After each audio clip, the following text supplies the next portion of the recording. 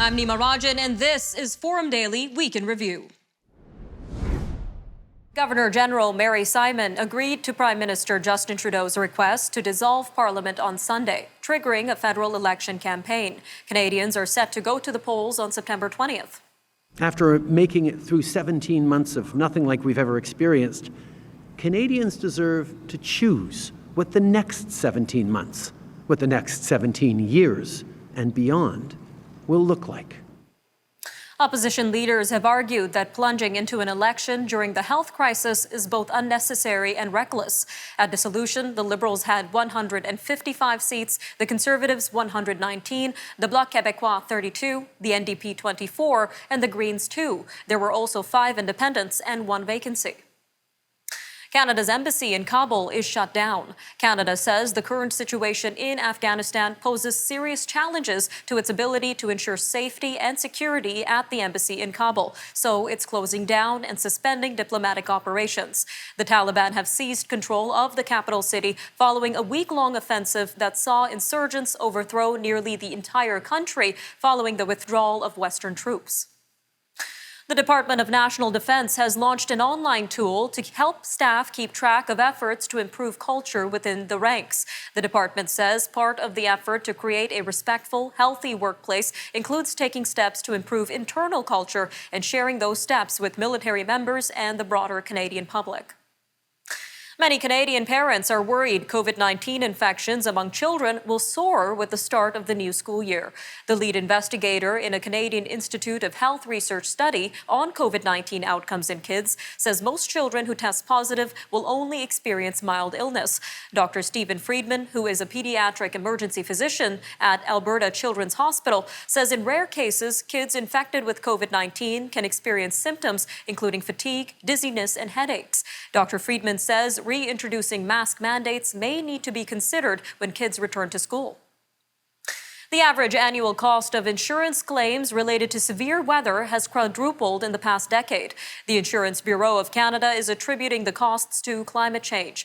The Bureau's Vice President of Federal Affairs, Craig Stewart, says Canadians must also face hard decisions about strategic relocation away from high-risk areas. Real estate agents have a role to play too, he says, pointing to U.S. brokerage Redfin, which recently announced it is making climate risk information available on its listings. Several of BC's 270 active wildfires intensified due to high winds over the weekend, prompting the evacuation of hundreds of properties. The township of Spallamcheen ordered numerous properties to evacuate as the White Rock Lake fire pushed forward. Meanwhile, the sudden growth of the Tremont Creek wildfire spurred Kamloops to issue evacuation orders for more than 700 properties. A 3-member team in Edmonton providing harm reduction supplies to the city's homeless community says they've never seen the opioid crisis this bad. Boots on the ground has been reversing overdoses every week since the COVID-19 pandemic began. And it says the number of deaths due to drug poisoning has reached record-breaking levels. Alberta's government reported 442 deaths in the province due to drug poisoning during the first 5 months of 2020, while in 2021, that number jumped to 624 deaths over the same time period. Ontario's daily COVID-19 case count continues to hover over the 500 mark. The province reported 511 new cases on Sunday based on just over 19,000 tests. Health Minister Christine Elliott says 350 of the infected people are unvaccinated and 67 are only partially immunized. There are 116 patients hospitalized in Ontario with COVID-19 related critical illnesses and 71 patients are on ventilators. Pandemic working conditions in Quebec hospitals have reportedly prompted many newly graduated nurses to reconsider their career path. The Quebec Nurses Association says the health crisis has forced many members to work mandatory overtime. This is resulting in a lot of new nurses getting burnt out after 5 or 6 months on the job and leaving for the private sector for better hours and better pay. Well, it's the final day of Nova Scotia's election campaign, with the three main party leaders focusing on key ridings. Yesterday saw NDP leader Gary Burrill in the Halifax area, where he talked about the need for rent control to protect people from large increases. In Cape Breton, Progressive Conservative leader Tim Houston highlighted the need to improve the province's healthcare system. And Liberal leader Ian Rankin appeared to be with his wife, Mary, in Berwick, where they talked about his party's plan to expand the number of midwives working in the province. All right, up next, a look at a conversation with Philippe J. Fournier of 338 Canada. We took a look at electoral projections at the start of the 2021 general election campaign.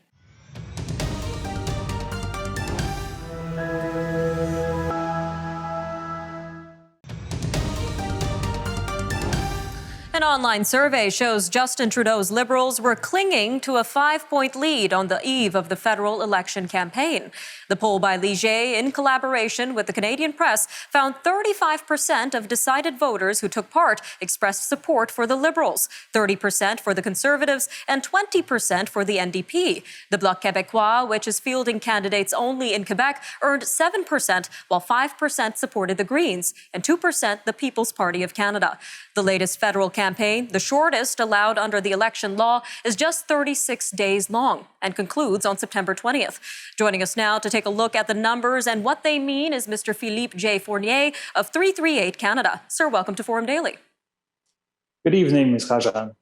Now, let's start with a quick overview of where each party stands currently when it comes to voter projections, sir.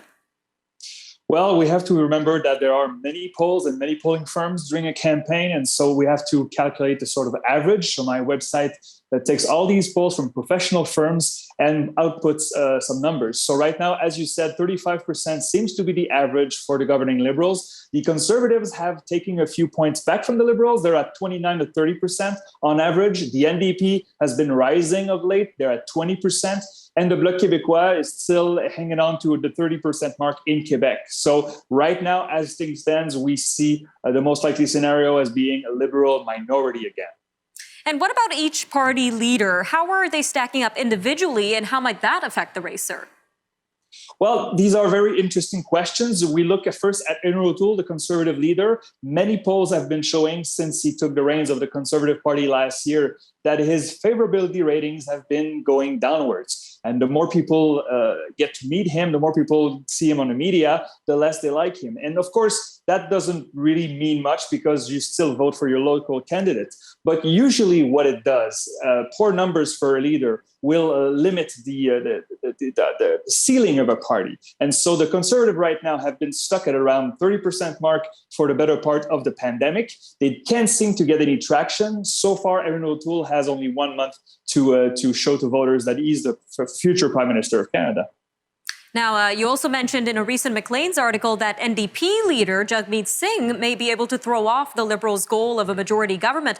So can you tell us a little bit more about this?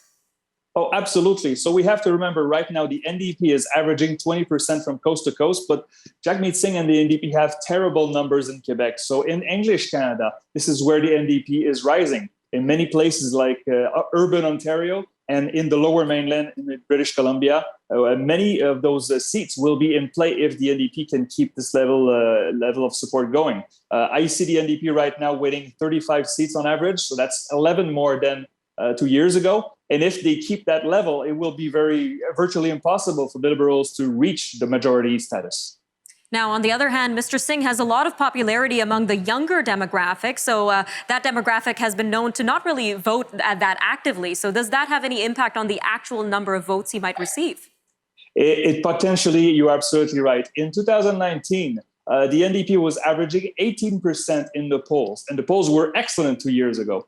And in the end, when all the votes were tallied, the NDP had only 16% of the votes. So that 2-point gap probably were younger voters that they usually don't vote in high numbers as their elders. And also it probably cost the NDP a dozen seats. So the challenge from the NDP will be to translate this theoretical support into actual ballots in the ballot boxes.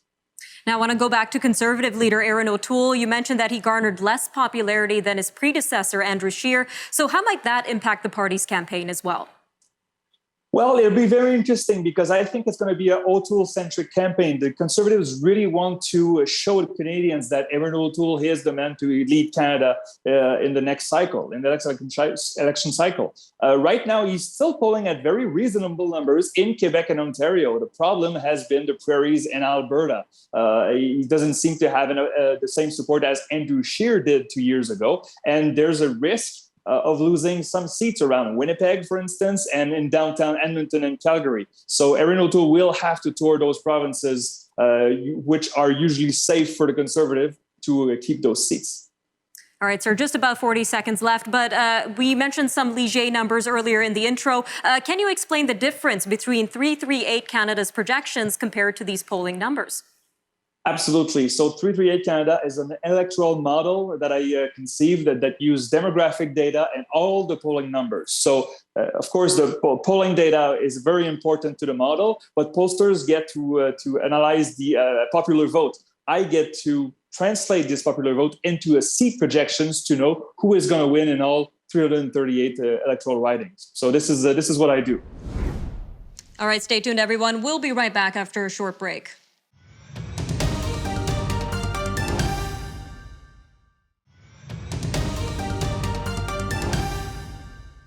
The Nova Scotia Progressive Conservatives have won a majority government in the provincial election. With all but 2 of 55 ridings called Tuesday night, the Tories were elected in 31 districts. Tory leader Tim Houston said the public responded to the solutions he put forward and decided against simply rewarding the Liberals for proficiently handling the COVID-19 pandemic. Despite the defeat, Liberal leader Ian Rankin says he has no plans to step down. Joining us today to discuss the election results is Dr. Laurie Turnbull, the director of the School of Public Administration and an associate professor of political science at Dalhousie University. Doctor, welcome to Forum Daily. Thanks so much for having me on. So let's start with a quick overview of the Nova Scotia campaign and the results today. Sure. So the campaign was almost necessary as compared to the federal one. The federal campaign being called, not even 2 years into the mandate.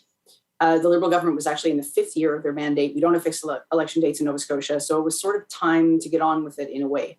The parties aren't hugely different ideologically, like they have some things that set them apart, but for the most part, they all are focused on things like healthcare, affordable housing, mental health services, environment, things like that. And so there was a bit of a sense that voters might move around because all of the parties were offering sort of similar kinds of platforms. Again, some differences kind of keeping them apart, but there's not a huge space between the parties. So what would you say has been the biggest takeaway for you after watching this election? Well, at the beginning, it really looked like Premier Rankin and the Liberals were going to win it. And he was hugely ahead in the polls. I mean, we knew that lead would soften a bit once the campaign started because during COVID, we didn't have really any meetings of the legislature here. And so normal politics was done and the focus was really on the government. It looked like the Liberals were going to take it all, but then campaigns matter. As we went through, more people shifted their vote. The other parties, the other leaders had more of an impact on the conversation and they resonated more. And now instead of what people thought was probably going to be a majority Liberal government, we have majority PC. And considering that this provincial election was held during the pandemic, how did the provincial parties adapt their campaigns to the situation with COVID-19? So we don't have a lot of COVID in Nova Scotia. I think we have fewer than 10 cases now. And throughout the campaign, there was not any sort of growth in cases. We have a high vaccination rate here. So they have to still do, kind of what is expected in terms of masking and things like that. The leaders roundtable was virtual rather than in person. But for the most part, I don't think it affected things a huge amount. Like they were still able to go out and door knock and meet with people and things like that. Now, turning to the current federal election, could you talk about some of the impacts that the pandemic may have on this particular election? I think it's more complicated from the federal perspective because just of the size of the country, what's happening in Nova Scotia in the sense that there's not an acute sense of a public health crisis here. That's not necessarily going to be the case for all of the provinces for the entire election. Like we can see cases rising in Ontario and Alberta. And so the sense of safety we have here in Nova Scotia might not endure the entire campaign in every jurisdiction. So I think it's challenging from that perspective. It's also challenging in the sense that there are a number of people who really don't feel that this is the right time to have an election. They may choose not to engage at all. If the politicians may find it harder to haul their usual vote if people decide they're not going to switch on for this. All right, Dr. Turnbull, just about a minute left, but I want to go back to an article in The Star that you were quoted in. You were discussing what we might expect from each of the front runners in this federal election. So could you share with us what challenges each party leader will face throughout this campaign? Sure. I mean, starting with Trudeau, I think he's got a sense of momentum behind him. He called this election, I think, largely for strategic reasons. He wants his majority. I think it's hard for him to argue against that. He's made some points around the election being a time for people to weigh in because we haven't had a chance to do that since COVID started. That's fine. But I think he still has to explain a bit, why we're out here. Now, that said, I don't think voters will punish him for it unless the situation with COVID gets worse and it starts to look like a safety concern. Aaron O'Toole and Jagmeet Singh are under a lot of pressure, I think, to prove themselves in this election. Singh didn't have as good a campaign the last time as he wanted, so he didn't have as good of results as he wanted. This time, I think there's a lot of pressure on him to show, despite the fact that the Liberals are really leaning left, he still has something to give to voters. Vote NDP, even though the Liberals want to give you a huge social safety net. For Aaron O'Toole, this is a make or break moment for him. He has released a Conservative campaign, which gives a lot of detail about what he wants to do and how he wants to rebuild after COVID, which is not about huge government programs. It's about governments giving money to businesses, individuals, and saying, invest this yourself, figure out how, you know best, you do your thing, and we'll help you do it, which is a very different approach than the Liberal one. Annamie Paul is in a situation where the party is in civil war. I don't really know how the Greens are going to emerge from this, to be honest.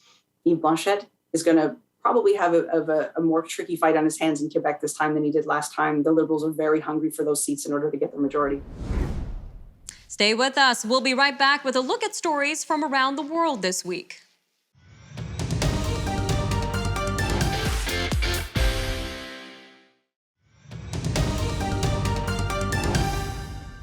Federal Reserve officials last month discussed the timing for beginning to dial back support for the U.S. economy.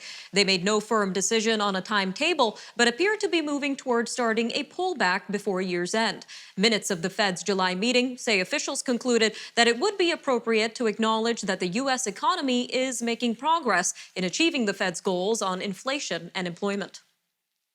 The Taliban is marking Afghanistan's independence from British rule today, but they are also facing numerous challenges in restoring their own rule.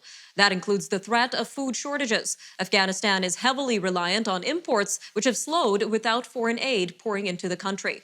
Also, opposition figures fleeing to Afghanistan's Panjshir Valley are now talking of launching an armed resistance under the banner of the Northern Alliance. Tensions have been growing over the slow pace of aid efforts in Haiti. This comes after a powerful weekend earthquake that killed more than 2,100 people and was followed by a drenching tropical depression. Haiti's Civil Protection Agency raised the number of deaths from the earthquake to 2,189. Officials say the magnitude 7.2 earthquake destroyed more than 7,000 homes and damaged more than 12,000, leaving about 30,000 families homeless. U.S. President Joe Biden says COVID-19 booster shots will be available for Americans starting the week of September 20th, if approved. The shots will be provided to people with 8 months after they receive their second shot. Mr. Biden also downplayed criticism from the World Health Organization. It says that Americans would be getting additional protection against COVID-19, while much of the world still waits for their first vaccination shots. A top Chinese official says all-round efforts are needed to ensure Tibetans speak Chinese and share the cultural symbols and images of the Chinese nation. Politburo member Wang Yang, who oversees policy toward China's ethnic minorities, spoke in Tibet on the 70th anniversary of the Chinese invasion of the Himalayan region. Critics say China's moves to culturally assimilate Tibet spell the demise of its traditional Buddhist culture. Officials in Pakistan say a powerful roadside bomb exploded among a procession of Shiite Muslims in the country's central region, killing at least 3 and wounding more than 50. Videos circulating on social media showed police and ambulances rushing toward the site of the explosion. Following the blast, tensions in the region have skyrocketed, with witnesses saying Shiites have turned out onto the streets to protest the attack and demand retribution. Nigerian police say gunmen have abducted 9 students on their way home from an Islamic school in the country's northwest. This happened 2 days after a mass school abduction took place in a neighboring state. Police spokesman Isa Gambo told the Associated Press that the students were kidnapped earlier this week in Katsina State.